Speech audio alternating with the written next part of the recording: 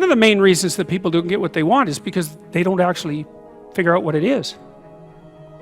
And the probability that you're going to get what would be good for you, let's say, which would even be better than what you want, right? Because, you might be wrong about what you want, easily. But maybe you could get what would really be good for you. Well, why don't you? Well, because you don't try. You don't think, okay, here's what I would like if I could have it. And I don't mean in a way that you manipulate the world to force it to deliver you goods for status or something like that. That isn't what I mean. I mean something like, imagine that you were taking care of yourself like you were someone you actually cared for. And then you thought, okay, I'm caring for this person. I would like things to go as well for them as possible. What would their life have to be like in order for that to be the case? Well, people don't do that. They don't sit down and think, all right, let's figure it out. You've got a life. It's hard, obviously. It's like 3 years from now, you can have what you need. You got to be careful about it. You can't have everything. You can have what would be good for you, but you have to figure out what it is, and then you have to aim at it. Well, my experience with people has been if they figure out what it is that would be good for them, and then they aim at it, then they get it. And it's strange because it's a strange thing. It's not quite that simple because, you may formulate an idea about what would be good for you, and then you take 10 steps towards that, and you find out that your formulation was a bit off, and so you have to reformulate your goal. So you're kind of going like this as you move towards the goal. But a huge part of the reason that people fail is because they don't ever set up the criteria for success. And so, since success is a very narrow line and very unlikely, the probability that you're going to stumble on it randomly is 0. And so there's a proposition here, and the proposition is, if you actually want something, you can have it. Now the question then would be, well, what do you mean by actually want? And the answer is that you reorient your life in every possible way to make the probability that that will occur as certain as possible. And that's a sacrificial idea, right? It's like, you don't get everything. Obviously. But maybe you can have what you need. And maybe all you have to do to get it is ask. But the asking isn't a whim or today's wish. It's like, you have to be deadly serious about it. You have to think, okay, like, I'm taking stock of myself. And if I was going to live properly in the world, and I was going to set myself up such that being would justify itself in my estimation, and I don't mean as a harsh judge, exactly what is it that I would aim at?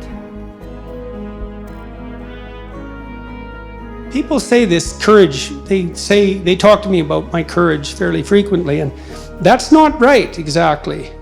I just learned to be afraid of the right thing. And I really mean that. I mean, I saw an endless repetition in my clinical practice and in my own private life when my eyes were open, the consequences of not saying what was true.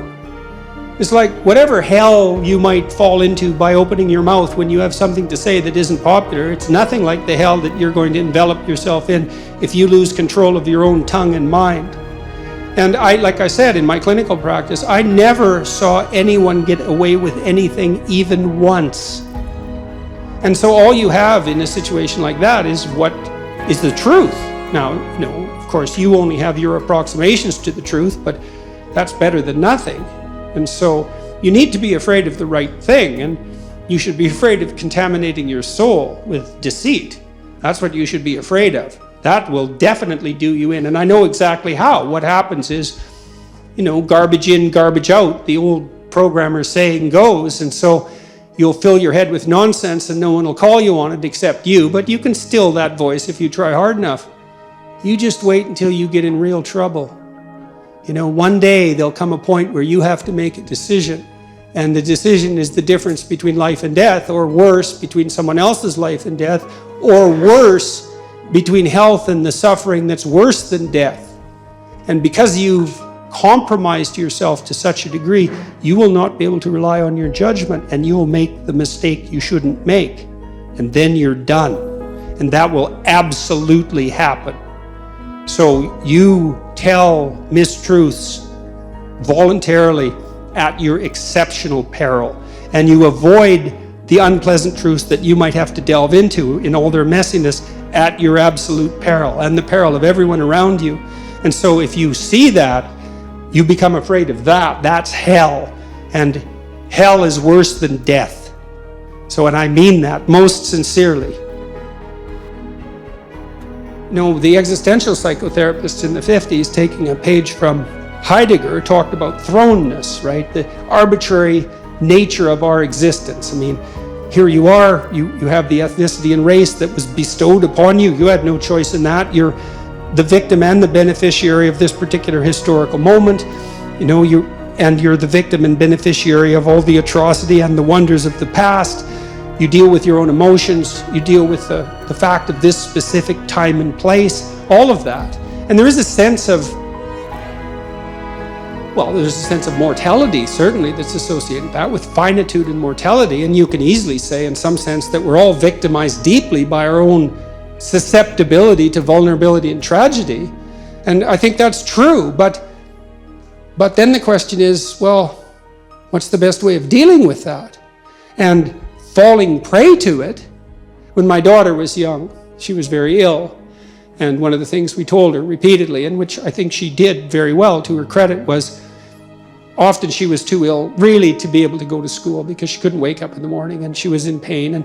But she needed to go to school. And well, one of the things we told her was, don't use your illness as an excuse, right? Because you're already in trouble, kid. You know, you got your problems and they're serious. But if you can hold on to the distinction between the part of you that can, in spite of this, and the part that can't because of it, and not blur that distinction, then that's one more thing you have on your side while you're attempting to struggle through this. And to her credit, she managed that, and quite pristinely, and that was extraordinarily helpful. It was very difficult at times. After she had her hip replaced, she couldn't get around that well. And so we decided to put her in a motorcycle course, which was a rather terrifying thing to do since she just had a hip replacement, but she needed to have a scooter to get around. And so she went with her mother to this motorcycle course, and they were driving motorcycles, not scooters. And at one point, one of the people who was being trained wiped out on the motorcycle, and you know, it was rather traumatic, let's say. And she woke up the next day and was too afraid to go to the course. And so we said, well, you know, it's understandable. Why don't you just get in the car and go to the course and see when you get there if you can manage it? And she got herself out of bed and went and managed it, and then she passed the course, and then she had a scooter and could zoom around the city for the next couple of years. And so that was really good. But it was very hard to draw that line, right? Because in some sense, she'd been victimized by this arbitrary illness. And, you know, you tend as a parent to have an outpouring of empathy, the empathy that can destroy under those circumstances, because you coddle the person more than is absolutely necessary, right? And you have every reason to, because they're suffering like mad. But you want to be a victim and be a tragic figure? You know, and you might say yes, but you wouldn't if you thought it through. So, and then if someone asked me that question, say, in a clinical setting, I would do a little analysis of it. It's like, okay, well, you're suffering from this traumatic experience. You want to get over it. We'd have to figure out what the practical steps might be, and that might be finding somebody to talk to, or there's other ways of dealing with it. But you delve into the practical realm to sort of address that. Sit on your bed one day and ask yourself, what remarkably stupid things am I doing on a regular basis to absolutely screw up my life? And if you actually ask that question, but you have to want to know the answer, right? Because that's actually what asking the question means. It doesn't mean just mouthing the words. It means you have to decide that you want to know. You'll figure that out so fast it'll make your hair curl. It's as if Jung thought about this. He thought that people had two poles of consciousness, and one was the individual consciousness that we each identify with, and the other was something he called the self, and the self is you might think about it as the divine within. That's close enough approximation. It's the universal part of your consciousness. It's your conscience. That's another way of thinking about it, whatever your conscience is.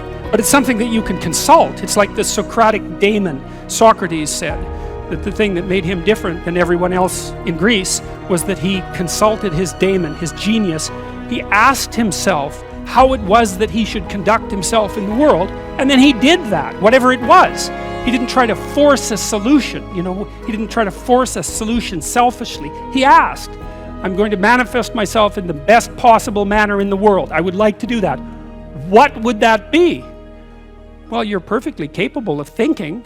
God only knows how. You're perfectly capable of immense feats of imagination and dream and fantasies. God only knows how you do all of that.